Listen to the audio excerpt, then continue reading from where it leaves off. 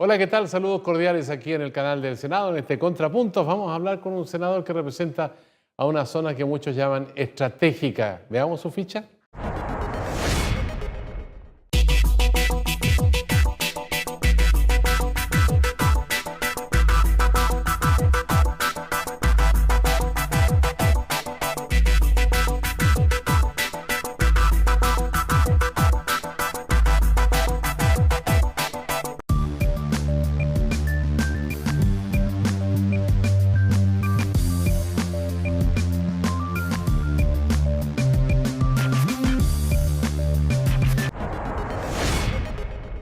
Ya estamos listos para conversar con el senador Fulvio Rossi, senador por la región de Tarapacá. Arica Parinacota. Hasta ahora, porque Hasta ahora. se separan ambas regiones en las próximas elecciones. ¿Cómo va la vida, senador? Bien, bien, trabajando fuerte en el norte, con hartos temas, no solo en el Congreso, sino que también hartos temas en la región. Hoy día muy convulsionada por los problemas que hemos tenido con Bolivia, pero bien, con mucho entusiasmo. No solamente está ese problema, también el problema de salud. En el norte siempre faltan los médicos especialistas como en el sur de Chile. ¿Siguen faltando médicos especialistas, traumatólogos, por ejemplo? Mira, Como el caso de su especialidad, ¿no? yo solo te doy un ejemplo. Nosotros tenemos un bus médico y en estos años yo tengo más o menos 6.000 atenciones traumatológicas. Los últimos dos operativos atendí como 70 pacientes y de esos 70 pacientes la mitad estaban en lista de espera del hospital. Ya. Y eso, lista de espera para especialistas y lista de espera para cirugía. O sea, tenemos una lista de espera bien importante porque efectivamente en regiones, si bien es cierto la falencia de especialistas es un tema nacional, en regiones se profundiza. Se han hecho esfuerzos para traer especialistas, ahora llegaron algunos especialistas, ¿no es cierto?, adicionales, pero todavía claramente es insuficiente. ¿Usted es traumatólogo en qué especialidad dentro de la traumatología? Yo me dediqué a la cirugía de rodillas, hice un posgrado en cirugía de rodillas. La gente ya dice todo, se va especializando tanto porque hoy día hay traumatólogos que ven hombro, otros ven extremidad superior, otros ven rodilla. La muñeca. Algunos mano. Mano. Otros columna, o sea, está súper pie y tobillo. Que lo que pasa, Sergio, es que el conocimiento es tan grande y cada vez va aumentando el conocimiento, la investigación, que si tú quieres hacer las cosas bien en una determinada área, tienes que poder manejar ese conocimiento. Si es demasiado lo que quieres abarcar, es difícil tener todo el conocimiento. Por eso es que yo creo que se ha ido especializando cada vez más la medicina. Ahora, creo también importante junto con eso que haya siempre un internista que vea al ser humano, ¿no es cierto?, cuerpo y alma de manera integral, porque tampoco es bueno compartimentalizar todo. Por ejemplo, adultos mayores a veces, ¿no es cierto?, que tiene catarata, el oftalmólogo, el otro tiene artrosis, el traumatólogo, y tenemos que tener un médico como el geriatra que vea al ser humano integral, con sus problemas de salud mental, ¿no es cierto?, y con otro tipo de cosas. Entonces, hay que buscar una ecuación que permita mezclar las dos cosas. Usted fue presidente de la Federación de Estudiantes de la Universidad Católica. ¿Echa de menos esos tiempos de dirigencia estudiantil, de bregar por mejores condiciones para la juventud que estudia, para la juventud que no tiene trabajo, por ejemplo? Mira, claro, efectivamente uno mira con nostalgia esa época. A mí me tocó ser presidente de la FEUC en una democracia muy joven, una democracia nueva, la democracia de los ejercicios de enlace, de los boinazos, una democracia que algunos llamaban tutelada o protegida por los militares, con Pinochet en el Senado, senadores designados, una democracia muy distinta a la que tenemos hoy día. Y de hecho, desde el punto de vista estudiantil, con muchos menos beneficios. Sí es bueno hacer memoria. Fíjate que el año 90, yo fui en 93, el año 90 había 200.000 estudiantes en instituciones de educación superior, 200.000. Y hoy día hay 1.200.000. Entonces uno siempre dice, es insuficiente lo que estamos haciendo. Pero por Dios que cambia cuando tú tienes, ¿no es cierto?, 7 veces más o 6 veces más estudiantes, porque eso cambia la historia de un alumno del quinto quintil más pobre que antes no tenía ninguna posibilidad de estudiar en la educación superior y hoy día 1 de cada 4 ya está en la educación superior. Por cierto que hay que ir avanzando, estamos avanzando en gratuidad, en calidad, ¿no es cierto?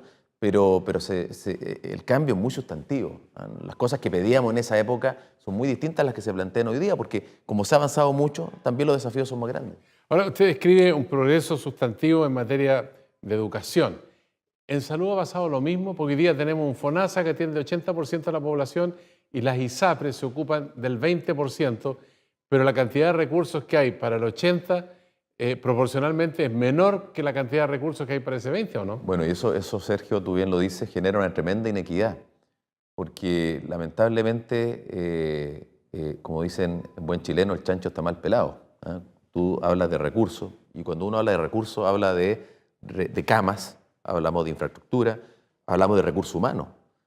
Fíjate que hay un porcentaje de horas médicas en el sector privado que no se condice con la población de pacientes que se atienden en el sector privado. Entonces, de esa perspectiva, hay una tremenda inequidad en el acceso que se expresa justamente en tiempos de espera mayores en el sector público que en el sector privado, y una atención primaria que no es hoy día lo resolutivo que nosotros quisiéramos. La atención primaria es clave en un sistema de salud. La atención primaria es la puerta de entrada del paciente al sistema. Debiese ser mucho más resolutiva. Hoy día tenemos una excesiva cantidad de derivaciones que contribuye a congestionar los niveles, ¿no es cierto?, de mayor complejidad. Hablemos de hospitales o incluso los servicios de urgencia. Entonces, creo que si bien es cierto, también se ha avanzado en aumentar cobertura de atención. Hoy día, de hecho, también tenemos más camas y más infraestructura.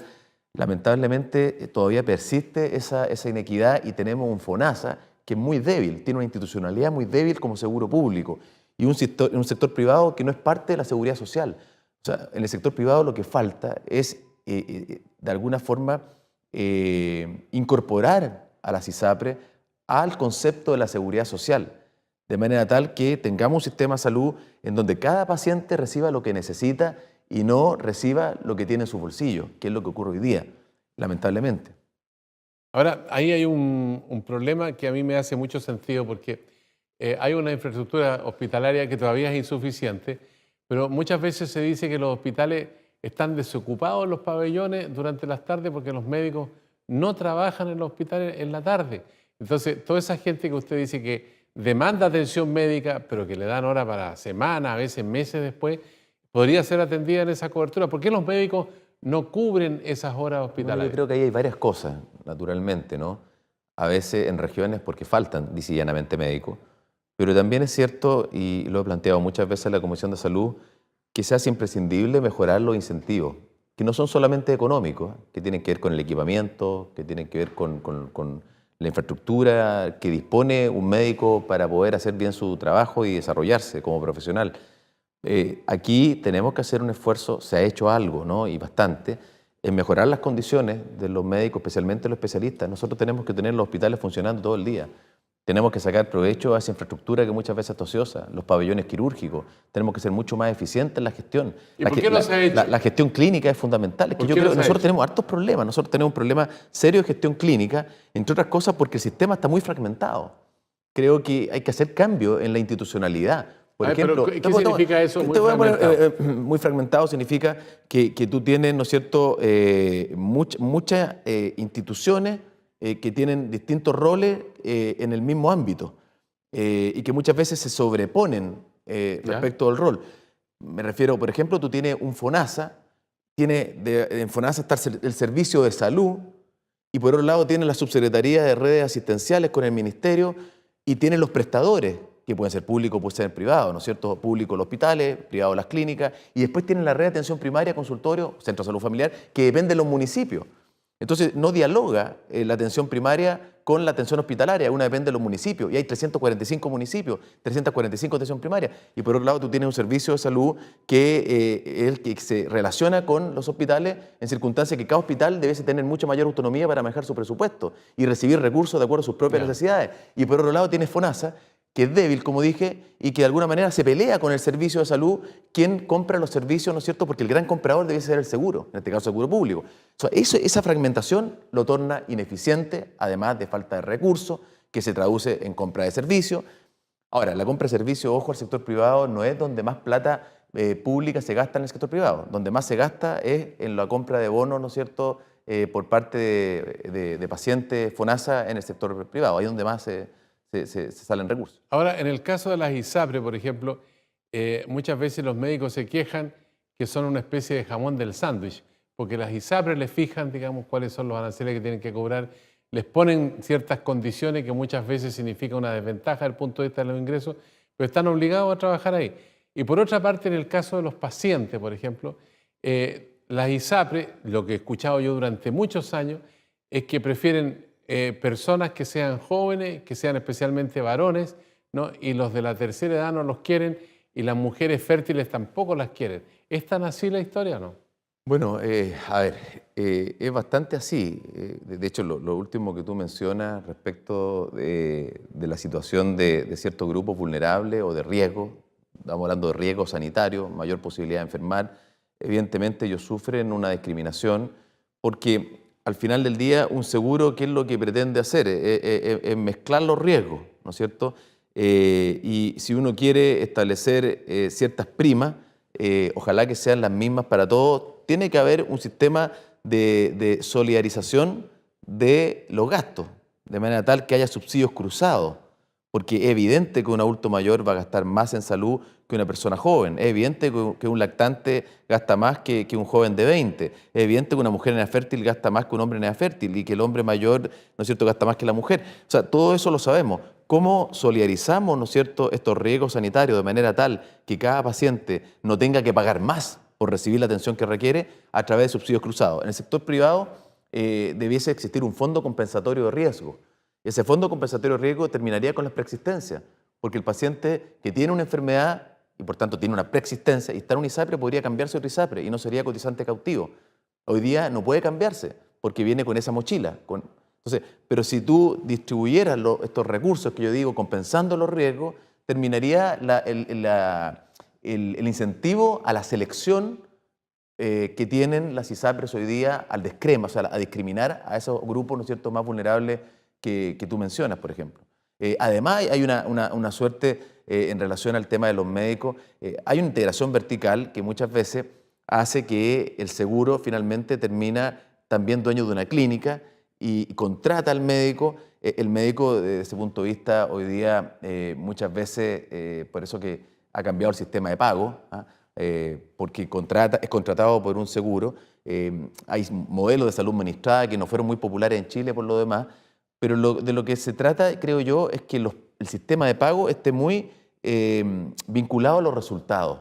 En los países hoy día que lo están haciendo bien, creo yo, de alguna manera tú le entregas una población a una determinada institución y esa institución tiene que, con un determinado presupuesto, responder por la salud de esa población. O sea, hay que colocar los incentivos de mejor manera, porque también hay que cuidar los recursos del Estado, los recursos en general en salud, porque si tú empiezas a pagar por servicio y prestación, aumentan los servicios y prestaciones exponencialmente, y muchas veces cuando no son necesarios. Entonces hay que buscar ahí un acomodo para lograr la mayor eficiencia en el uso de los recursos en salud, que siempre son escasos. Ahora, hablando de eficiencia, cuando uno mira la ISAPRE Más Vida, que además es una ISAPRE cuyos socios son médicos, y uno ve que frente a la crisis, el jamón del sándwich son los afiliados a la ISAPRE porque quedan cautivos, no les permiten que se puedan cambiar de ISAPRE y además las empresas de salud o las clínicas no reciben los bonos de la ISAPRE o no emiten bonos, de tal manera que la persona que va a atenderse a una clínica y de Más Vida tiene que pagar todo el precio de la consulta, los exámenes y después ir a pedir el reembolso si es que se lo dan el reembolso oportunamente. Hay que ir Más Vida, hay un tema bien complejo. La última vez que ocurrió algo similar fue con Vida Plena. Usted a lo mejor recordará el escándalo Corfo en Berlín y un señor de apellido Monasterio. El señor de apellido Monasterio tenía un gran desprestigio. Por lo tanto, ninguna empresa quería rescatar, por así decirlo, a Vida Plena y comprar, ¿no es cierto?, la cartera, porque las ISAPRES son empresas de flujo. Entonces, la cartera de clientes. La cartera de clientes, de pacientes, de usuarios, ¿no es cierto?, que lamentablemente muchas veces son vistos como clientes, como número, pero son finalmente seres humanos, son pacientes y como son empresas de flujo, le interesa la cartera. Acá tenías 500.000 beneficiarios en Más Vida. En ese minuto, ¿qué es lo que pasó? No había las regulaciones que existen hoy día para garantizar la solvencia. Entonces, cuando se produce la quiebra, ¿no es cierto?, la insolvencia de este ISAPRE, lo que se tuvo que hacer fue una ley especial para que la propia superintendencia distribuyera los pacientes y los distribuyera entre el resto de la ISAPRE de una manera bastante proporcional y equilibrada, de manera tal de no mandar todos los pacientes de alto riesgo a una determinada ISAPRE y los de menor riesgo a la otra. Hoy día, ¿qué está ocurriendo? Hay una ley, porque cambió a propósito de vida plena hace tantos años, que establece requisitos de garantía, de patrimonio y de solvencia. Lo más importante es la garantía, que tiene que ver con que tú tengas los recursos para pagar el 100% de tu deuda con los prestadores, clínica, por ejemplo, y el 100% de la deuda que tenga con los usuarios, por ejemplo, devolución de un bono. Ya. ¿Qué pasó en este caso? Es que aquí parece ser que la información que se tenía de los 2 últimos años no era fiable. Porque si esta ISAPRE cumplía con los requisitos, ¿cómo de repente, ¿no es cierto?, cae en una situación de crisis, de insolvencia? Entonces, y es bien complejo porque hay que exigir, ¿qué pasa con la empresa de auditoría? Que auditaban los estados contables. Porque yo perfectamente hoy día yo puedo decir, ¿podemos creer las utilidades que dicen tener la ISAPRE? Porque también a una ISAPRE le conviene mostrar buenas utilidades. Porque justamente para poder despertar el apetito de eventuales inversores, ¿no es cierto? Y no De mostrarse. accionistas. Entonces a mí todo esto de Más Vía me genera una tremenda incertidumbre respecto de si efectivamente la institucionalidad que creamos, que la superintendencia, tiene todas las herramientas para garantizar la solvencia, sea respecto del patrimonio, de la garantía o de la solvencia propiamente. Ahora, ¿qué es lo que hizo la superintendencia? En eso estoy de acuerdo, esta especie de corralito, porque si no, ¿qué es lo que va a ocurrir? El 40% de los pacientes que tienen de los 100, el 40% tiene preexistencia, o sea, son cotizantes cautivos. Eso no podían cambiarse. Ya. Entonces, era necesario. Ahora, yo espero sinceramente que más que hacer una ley, igual que hace tantos años, ojalá llegara una empresa, ¿no es cierto?, que tuviera conocimiento del tema. ¿Por qué es mejor para los pacientes? Porque se les respetan los planes. Si hay una ley que le permite a la superintendencia distribuir esta cartera de pacientes entre distintas ISAPRE, no se respetan los planes. Esa es la diferencia. Entonces yo creo que lo más importante es jugárnosla para que se respeten los planes de los pacientes de Más Vía. Cortito, antes de ir a la pausa, senador Rossi. ¿Usted está en ISAPRE o está...? Estoy en ISAPRE, sí. ¿Está en ISAPRE? Estoy en ISAPRE, sí. Volvemos en un instante con usted aquí en TV Senado, en Contrapuntos. Estamos conversando con el senador Fulvio Rossi del Norte Grande de Chile.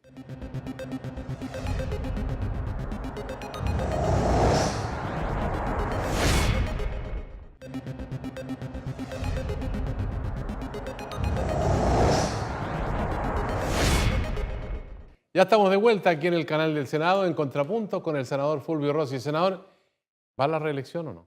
Así es. ¿Sí? Después lo pensé harto, pero tengo la convicción de que Tarapacá no puede quedar en las manos de una persona que, en mi humilde opinión, no le ha hecho bien a la región de Tarapacá y que se cree inmortal, además. Que presentarse o postularse a un cargo que dura 8 años con 82 años es creerse inmortal. Usted se refiere al alcalde Soria. Así es, así es. Y hay una lógica detrás de esa ambición tremenda por el poder, porque efectivamente, como te digo, pensará que va a vivir hasta los 90 años. Claro, 82 más Claro, 8 son 90. porque al final, y además el trabajo del Parlamento requiere de energía, de viajes permanentes. O sea, ya tuvimos una experiencia, un Soria en el Congreso, su hijo. El otro día me recordaba un garzón acá que nunca se aparecía en las sesiones. Entonces, vamos a tener un poco lo mismo. ¿Ah? Y creo además que ¿No está bien de salud? O sea, yo las cosas que le he escuchado hablar, yo no encuentro mucha coherencia muchas veces las cosas que señala. Yeah. Pero más allá de eso también creo que la administración municipal, y yo suelo decir una cosa que a mí me parece tremenda. Lamentablemente nuestra gente no siempre evalúa a un alcalde por la educación pública y debiese ser lo principal. Porque la educación pública depende del municipio. Y Iquique hoy día, el 100% de las escuelas, esos son datos de la Agencia de la Calidad, el 100% de las escuelas califica en la evaluación que se hizo en insuficiente, el 65% y el 35% restante en nivel bajo. No hay ni una sola escuela, ni una, que esté en nivel medio o alto. Todas bajo o insuficiente. Tanto es así que si se aplica la ley hoy día, la tercera parte de las escuelas públicas municipales de Iquique debiese cerrar. Sin embargo, el alcalde de Iquique dice, tenemos la educación de Finlandia. ¿Cómo se llama eso? Demagogia. Es jugar con los sentimientos de la gente, engañando a la gente. Y la educación es lo más importante si nosotros queremos realmente una sociedad más justa. Entonces, ¿la plata en qué se la gastan? En cualquier cosa, menos en educación. Las platas del CEP, no se rinde cuenta, corrupción en el deporte. Del CEP que... Subvención escolar preferencial para los niños más pobres, ¿Ya? no le llega a los niños más pobres. Entonces, y los padres no tienen elementos, porque además la Agencia de la Calidad no informa estas cosas con la fuerza necesaria. La tengo yo porque soy de la Comisión de Salud y cuando veo estos datos, realmente encontré que era una cosa espantosa. Entonces, cuando uno ve el tema del aseo de ornato, la falta de equipamiento, cuando uno ve, y sin ir más lejos también, todos los escándalos que ha habido respecto a los contratos, donde permanentemente el municipio está desangrándose con recursos que son de todos. O sea, Iquique podría mucho más. Entonces, claro, pero efectivamente hay un discurso populista, ¿ah? Y el populismo ya sabemos cómo es, porque es seductor. Pero yo creo que lo que se requiere son liderazgos, ¿no es cierto?, no basados en caciques o caudillos del pasado, sino mirando al futuro con ideas nuevas, con seriedad, con responsabilidad. Y estas irregularidades que usted señala, ¿tienen un tratamiento judicial en este momento? Bueno, ¿Cuál es la dimensión del problema? Han tenido, lo que pasa aquí también ha habido mucha política, se hizo un acuerdo con la nueva mayoría, del que yo no compartí, pero tú sabes que a veces más importantes son unos votos más que la verdad y que la gente. Por ejemplo, el Instituto Nacional del Deporte no presentó una querella por un informe de la Contraloría que hablaba claramente de delito, de fraude fiscal, y recomendaba entregar los antecedentes al Ministerio Público. Y sin embargo el INED no lo hizo. ¿Por qué? Porque el hijo de Soria, ahora además nepotismo, ¿no es cierto?, iba de candidato a alcalde. Tenemos denuncias respecto a los juegos infantiles. Hay licitaciones dirigidas, se dirigen a un único oferente. ¿Qué nos está diciendo eso? Que se arreglan después por debajo.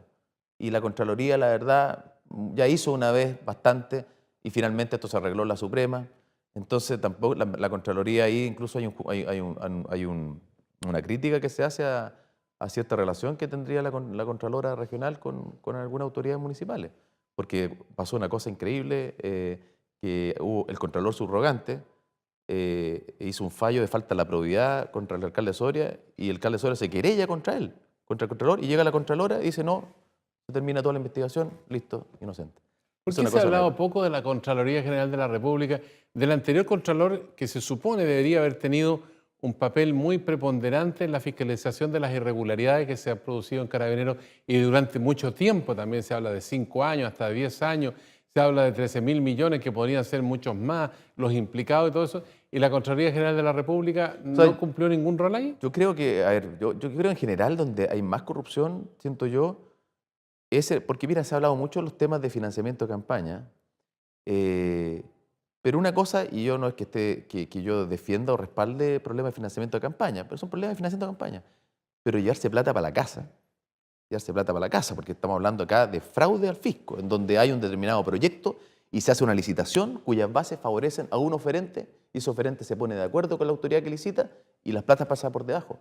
Y son miles de millones, porque estamos hablando de los municipios, la basura, la luminaria, equipamiento, juegos infantiles y así sucesivamente. Y nadie hace nada, la verdad. Así que ahí hay una deuda que tiene, al menos yo de Tarapacá conozco bien, la Contraloría tiene una tremenda deuda. Yo pienso hablar con el Contralor Nacional, naturalmente, estas cosas. ¿Con el nuevo Contralor? Con el Contralor General de la República. Sí. Claro.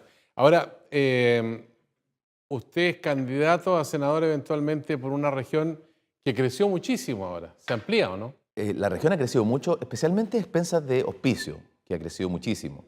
Pero también, y estoy muy contento porque logramos finalmente que los terrenos de bienes nacionales del sur de Iquique se utilicen para viviendas sociales. En un minuto pensaron venderse, yo ahí recurrí a la Contraloría y logramos parar esa venta.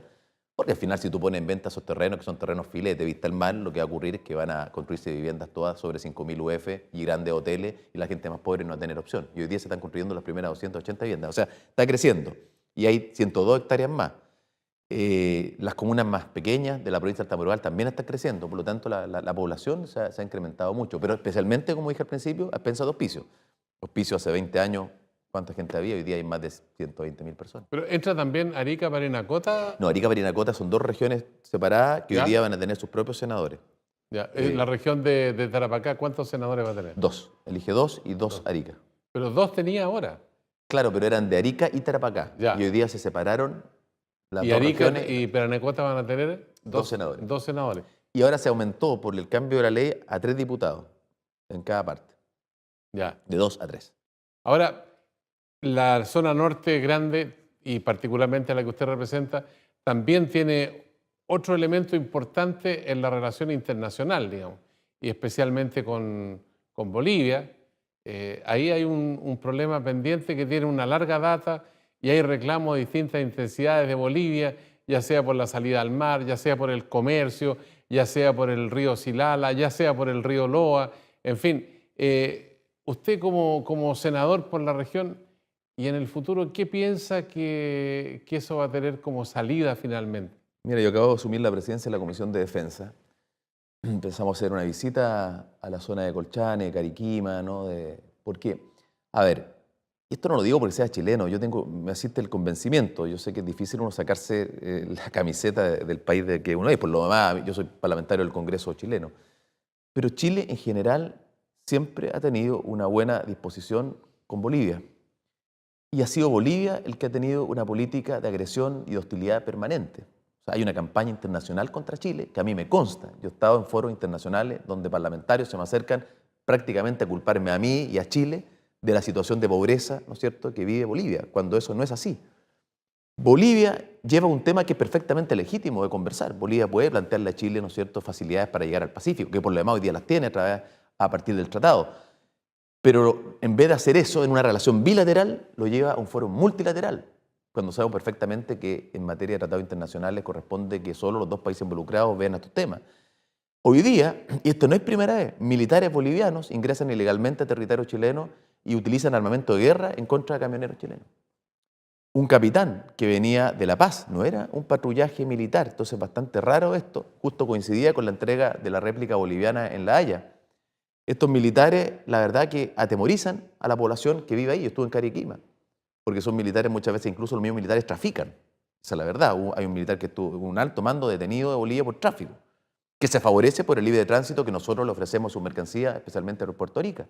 Entonces, en ese contexto de una, además, completa indefensión de nuestra gente en la frontera, compatriotas que hacen patria, yo creo que Chile tiene que reforzar la frontera.